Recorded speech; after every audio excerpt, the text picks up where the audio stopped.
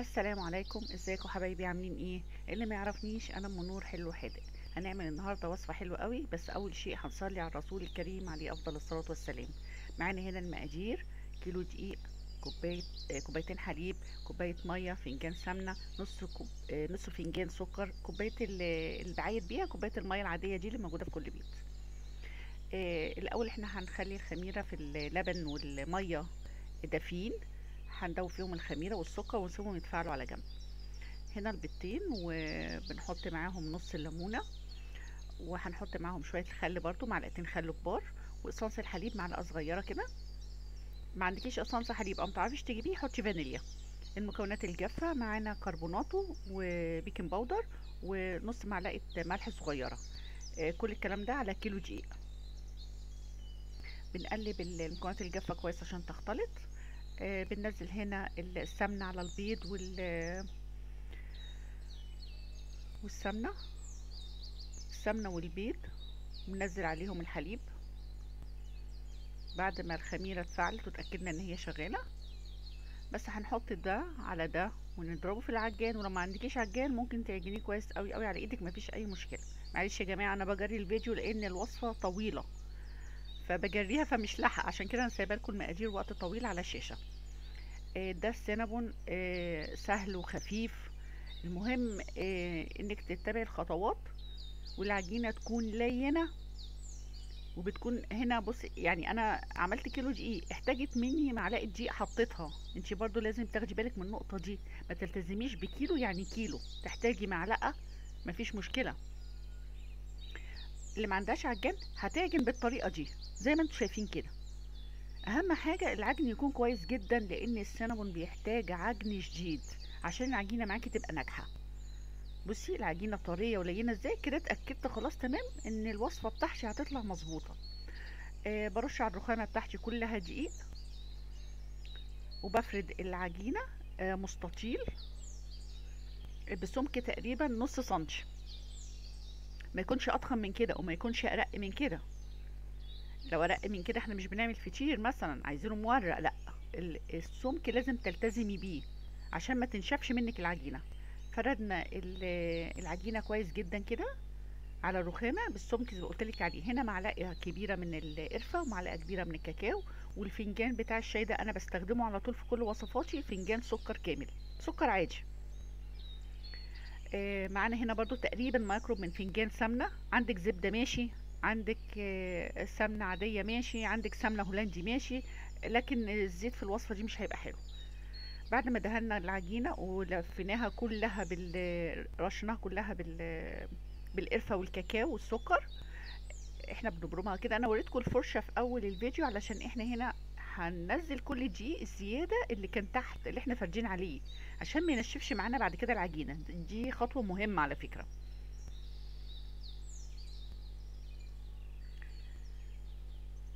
بس بنلف العجينة كده رول.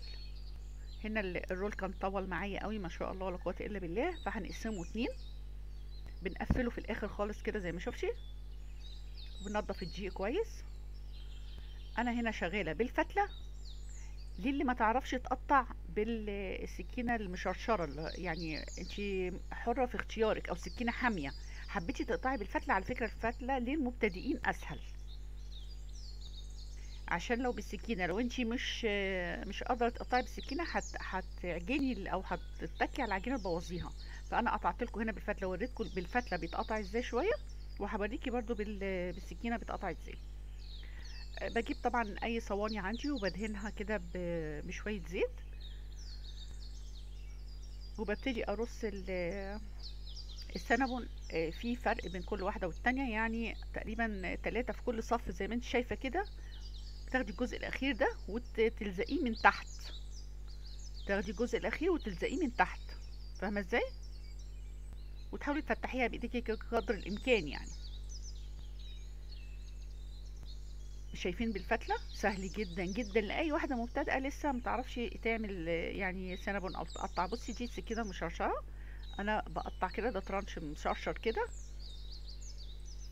طبعا انا بالنسبة لي بالسكينة اسهل لي، بس حبيت اوريكي بالطريقة دي بحيث ان ايه ما فيش حاجة تقف معاكي.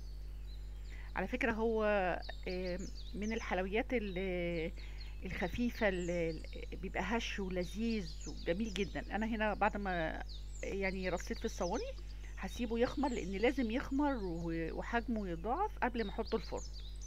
هنا كان خمر والحجم، بصي الصينية اتملت ازاي.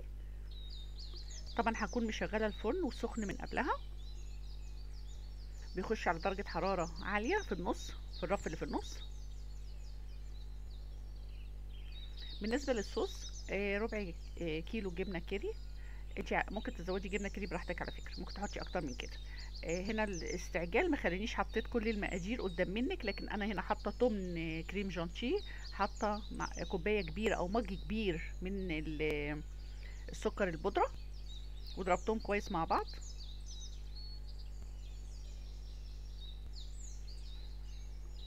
اما بيطلع السخن طبعا الصوص ده بيبقى بارد، السينابون بيطلع سخن، بتبتدي تشربيه، بيكون طري جدا وهش جدا. دي شوكولاته بديل النوتيلا.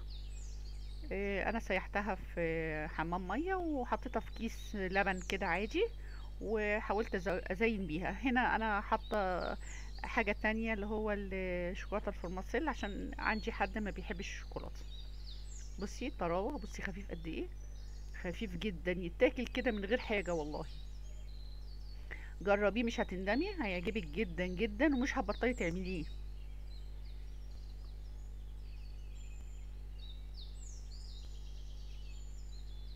وربنا يحسن ما بين ايديكم.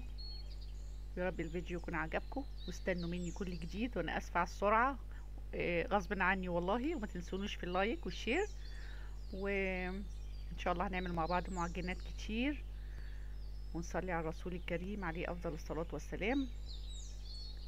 واستنوا مني ان شاء الله كل جديد. باي باي.